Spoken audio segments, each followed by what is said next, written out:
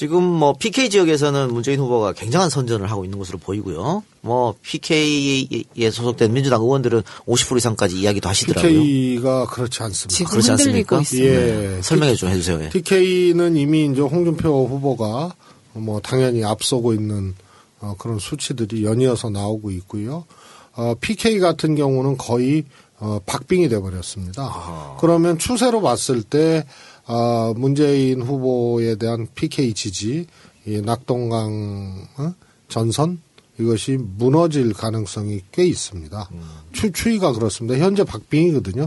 이게 불과 일주일 전만 하더라도 문재인 후보가 부산 유세하고 이러면서 PK가 새로운 야당의 집권을 도울 가장 강력한 예. 에너지로 그렇게 떠올랐는데 불과 며칠 사이에 지금 박빙이 됐습니다. 이 속도라면 제가 보기엔 역전될 수 있다. 그래서 매우 비상 상황입니다. 2012년에 39% 드셨잖아요. 예, 40%안 됐죠. 예, 그런데 이번에는 50%가 안 되면 참 지금 어려워지죠. 그러니까. 예, 왜냐하면 그래서 제가 사실 PK 얘기 꺼내면서 TK 얘기를 하려고 PK 얘기를 꺼낸 거거든요. 네. TK가 이 상황에서도 지금 홍준표한테 압도적 지지를 몰아주고 있기 때문에 물론 뭐 어떤 여론조사에서는 아직도 문재인 후보가 앞서는 여론조사도 있습니다만 그 TK의 표심이 어떻게 작동할지 뭐 인터넷에서는 뭐 김부겸 의원의 그 열정적인 뭐 유권자들에 대한 연설 이게 화제가 됐습니다만 실질적으로 그런 연설들이 TK의 표를 움직일 수 있을까는 회의적이거든요. 그래서 지금 TK 민심을 여쭤보려고 하두를 꺼냈는데 PK도 좋지 않다고 하시니까 예, 좀 걱정이네요. 아니 그래서 지금 우리가 이제 경남, 부산에서 의원수가 많아졌잖아요. 근데 그거는 없다가 많아졌다는 거지. 절대 다수가 구새누리 세력이에요. 그러니까 정말 지금부터 더 열심히 골목을 뛰시고 또 후보가 부산 가시죠. 네. 예. 오늘도 PK 방문이잖아요. 네. 마산, 그렇죠. 진주. 경남 쪽. 예.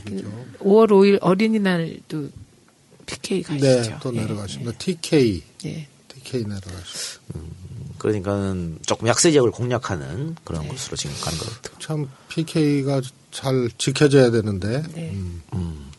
진보정당 심상정 후보는 아마 이번 대선 때 그동안 진보정당이 받은 대선 후보 득표율보다 가장 높게 받을 것처럼 보이긴 합니다. 그게 이제 두 자릿수 할 것인가 말 것인가. 일단은 정의당에서는 두 자리를 목표로 한다고 하더라고요. 네, 그건 좀 지켜봐야 될 것 같고요. 근데 그건 매우 불안한 희망입니다.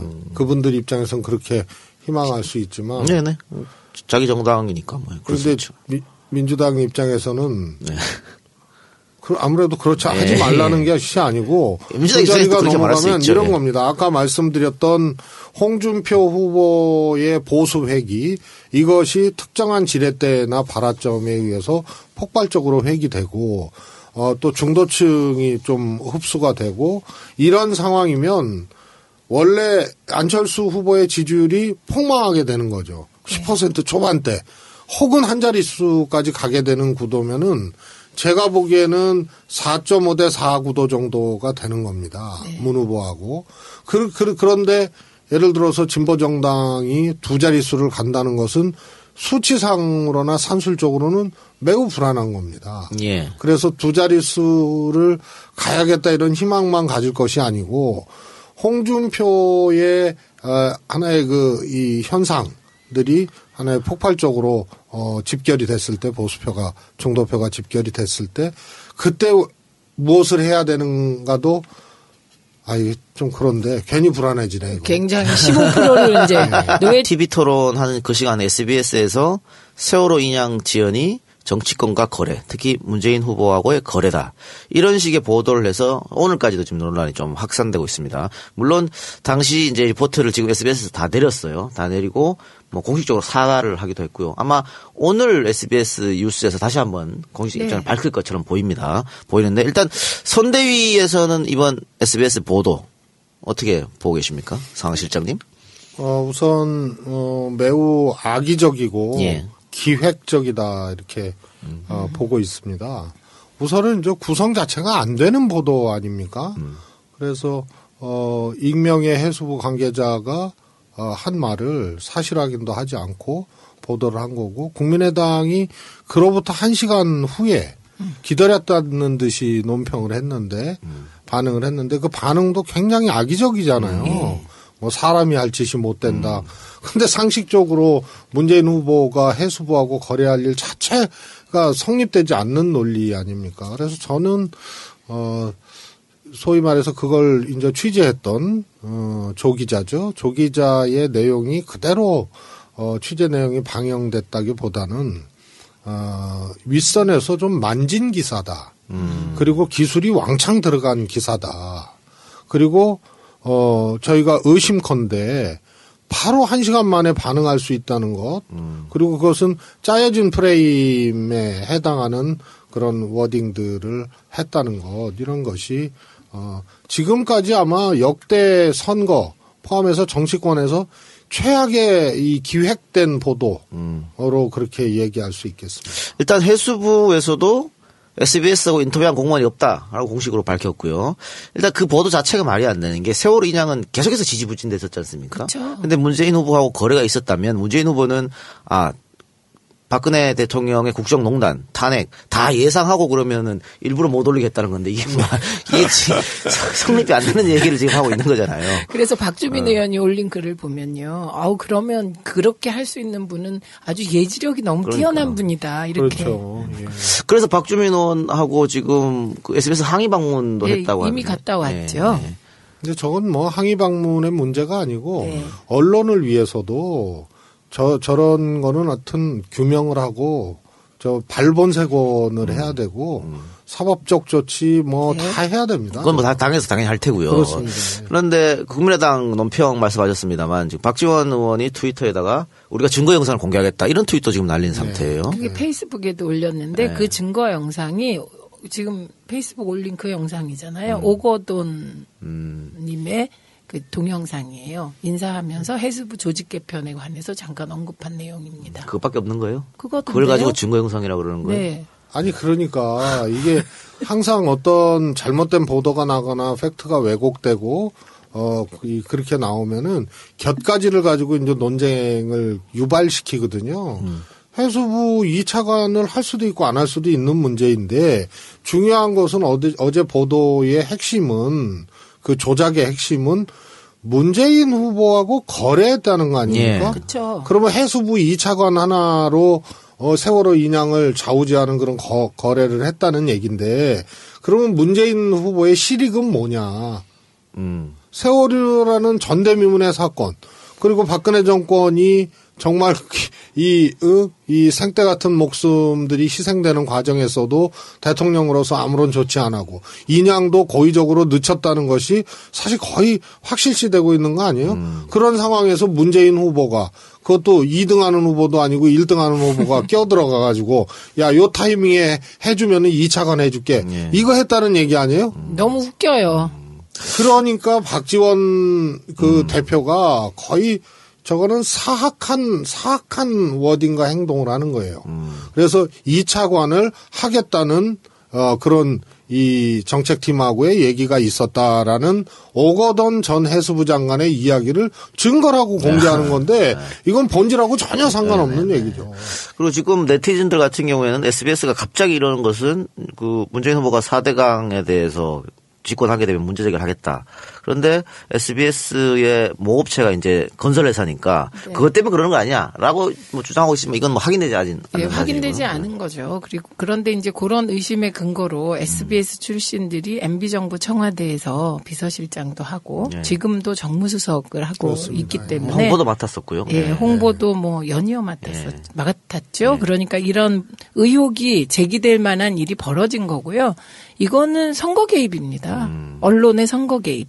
그런데 이 언론의 선거 개입 6일 남았는데 이번으로 끝이라고 보진 않는데 앞으로 계속 있을 것 같기도 해요. 저는 이번은 선거 개입 치고도 어설픈 개입. 그러니까 사안 자체는 매우 심각하고 그야말로 있을 수 없는 일이 일어난 건데 개입하는 방식이 이 편집 기술이라든가 뭐 자막이라든가 여러 가지 이렇게 한다고 했는데 바로 사과를 할 수밖에 없는 그런 어설픈 보도 기획이었습니다.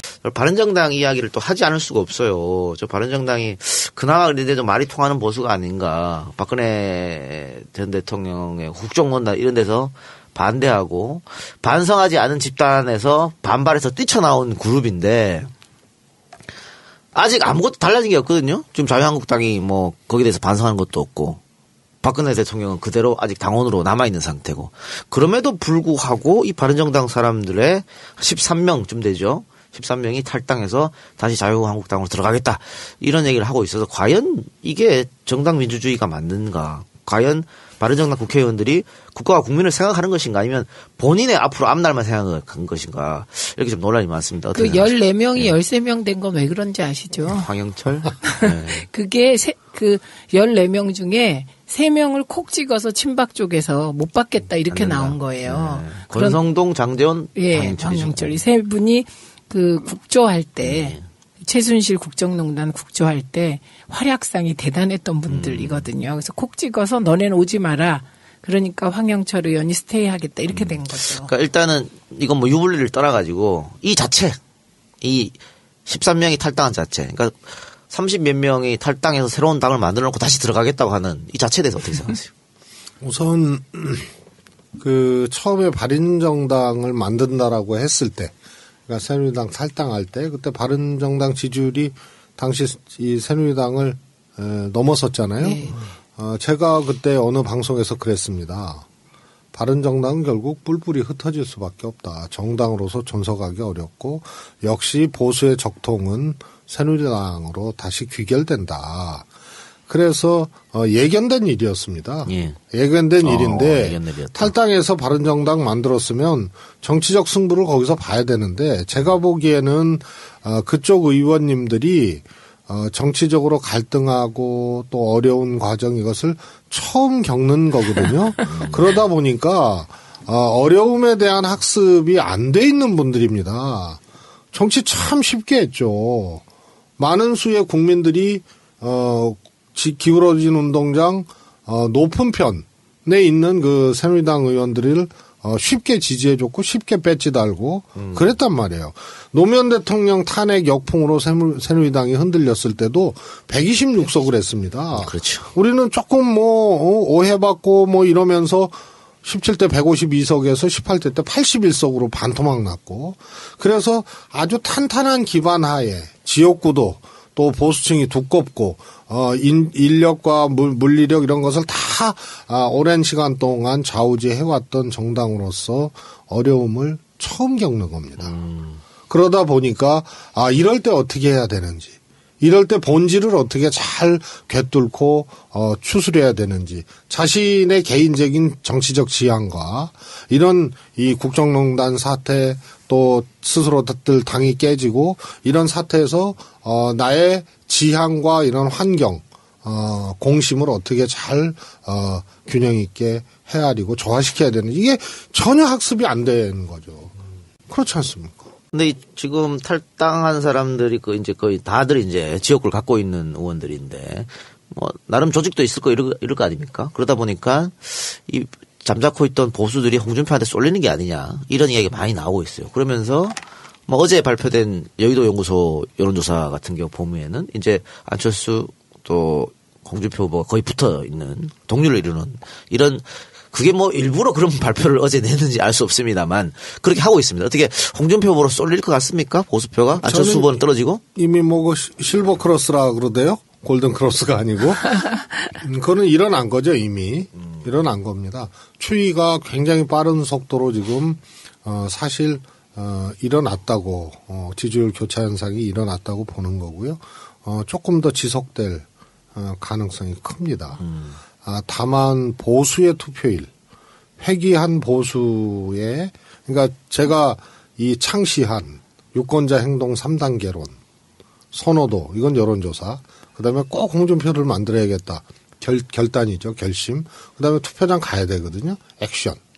이 3단계의 회귀한 그 여러 반기문부터 쭉 거쳤던 이 유목민족 보수들이 투표장까지 퍼펙트하게 가줄 것이냐의 문제. 요게 아마 실질 득표율에서 안철수, 홍준표 두 후보의 차이의 관건적인 요소다.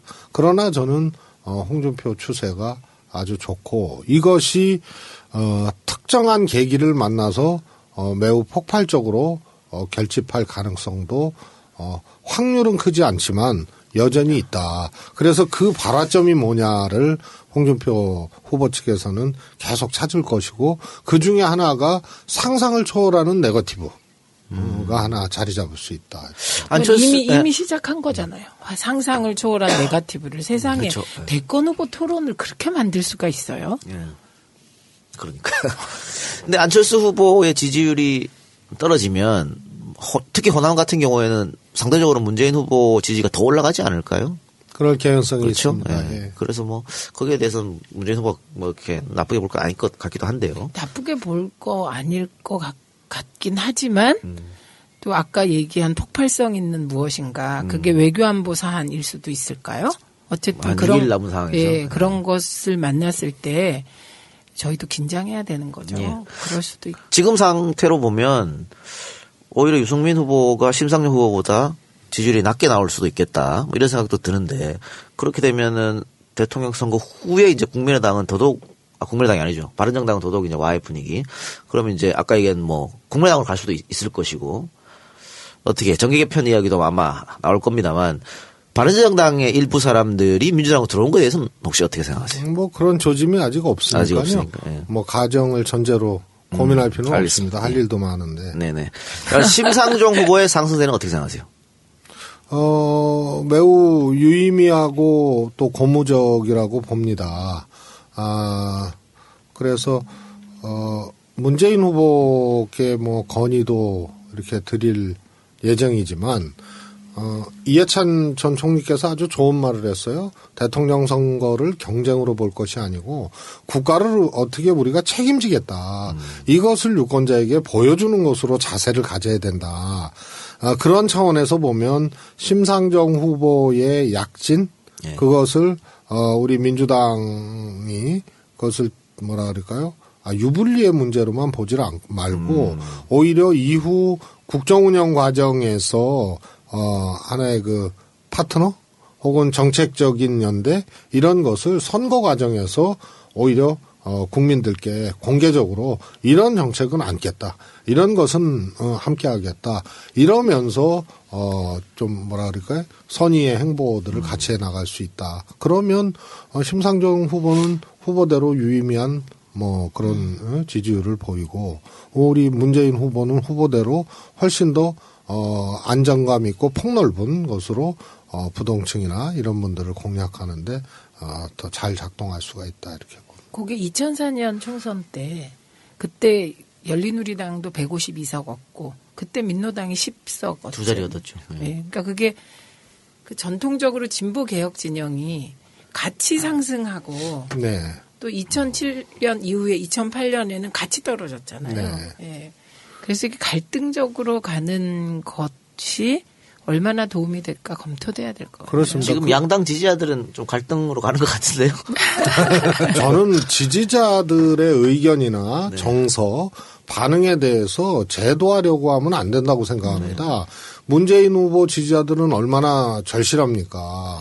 심상정 후보가 뭐 표현이 그렇습니다만 1등해서 집권할 것이다 이렇게 생각하는 것보다 문재인 후보의 집권 가능성을 훨씬 더 높게 보는 거 아닙니까? 당선 가능성을.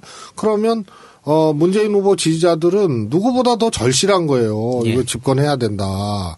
그래서 유권자들 입장에서는 지지자들 입장에서는 심상정 후보의 약진이 매우 불안할 수도 있으니까 비판적으로 볼 수도 있는 거고요. 견해를 그렇게 피력할 수도 있는 거고 또 심상정 후보 지지자들은 민주당 때문에 그동안 완주도 못하고 그랬었는데 이번에 진보의 완주를 한번 보여주겠다 이렇게 생각할 수도 있는 거 아닙니까? 다만 분명히 기억해야 될 것이 제1야당이었던 민주당이 약진했을 때 정의당 또 진보정당도 약진했다.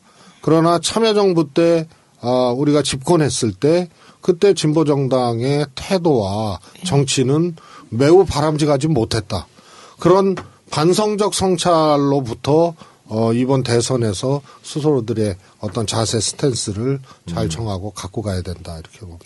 진보정당 심상정 후보는 아마 이번 대선 때 그동안 진보정당이 받은 대선 후보 득표율보다 가장 높게 받을 것처럼 보이긴 합니다. 그게 이제 두 자릿수 할 것인가 말 것인가. 일단은 정의당에서는 두 자리를 목표로 한다고 하더라고요. 네, 그건 좀 지켜봐야 될 것 같고요. 근데 그건 매우 불안한 희망입니다. 그분들 입장에서는 그렇게 희망할 수 있지만. 네네. 자기 정당이니까 뭐. 그런데 민주당 입장에서는 네. 아무래도 그렇지 하지 말라는 것이 아니고 그 자리가 넘어가면 이런 겁니다. 아까 말씀드렸던 홍준표 후보의 보수 회기 이것이 특정한 지렛대나 발화점에 의해서 폭발적으로 회기되고 또 중도층이 좀 흡수가 되고 이런 상황이면 원래 안철수 후보의 지지율이 폭망하게 되는 거죠. 10% 초반대 혹은 한 자릿수까지 가게 되는 구도면은 제가 보기에는 4.5대 4구도 정도가 되는 겁니다. 네. 문 후보하고. 그런데 예를 들어서 진보정당이 두 자릿수를 간다는 것은 수치상으로나 산술적으로는 매우 불안한 겁니다. 예. 그래서 두 자릿수를 가야겠다 이런 희망만 가질 것이 아니고 홍준표의 하나의 이 현상들이 하나의 폭발적으로 집결이 됐을 때 보수표가 중도표가 집결이 됐을 때 그때 무엇을 해야 되는가도 좀 그런데 괜히 불안해지네. 이거. 굉장히 15%를 이제 네. 저는 당에 조금 뭐랄까 양론이 있어요. 민주당에 홍준표의 약진은 이미 예견돼 있었거든요. 오래전 한 달 전 훨씬 전에 약진을 예상을 했는데요. 그건 그 정도로 우리 보수층이나 또 과거 새누리당 기반이 녹록한 것이 아니거든요. 만만한 것이 아니거든요. 그런데 저 약진이 그래도 안철수 후보가 2등하는 것이 좋겠다라고 민주당 지지자 내지는 정치인 중에서 그렇게 생각하는 분들이 있어요. 그런데 훨씬 더 본질적으로는 이것이 촛불이 만들어낸 조기 대선 아닙니까? 그러면 화두는 새로운 대한민국과 적폐청산이란 말이에요. 그래서 이 적폐 세력들이 약진하고 있는 겁니다. 그래서 이것을 산술적, 공학적, 선거공학적으로만 봐서 보수가 회귀한 거다. 이렇게 분석으로만 끝날 것이 아니고 적폐 세력이 부활하는 지금 디딤돌이거든요. 선거 승패를 떠나서. 그래서 이것은 적폐청산이 아니고 이번 선거는 적폐 세력 심판 선거가 돼야 되는데 눈앞에서 사라진 것만 같았던 적폐 세력이 급속도로 지금 부활하고 있는 거기 때문에 이것은 선거의 승패 여부를 떠나서 촛불을 연장하는 것으로 선거를 임해야 된다. 그런 생각입니다.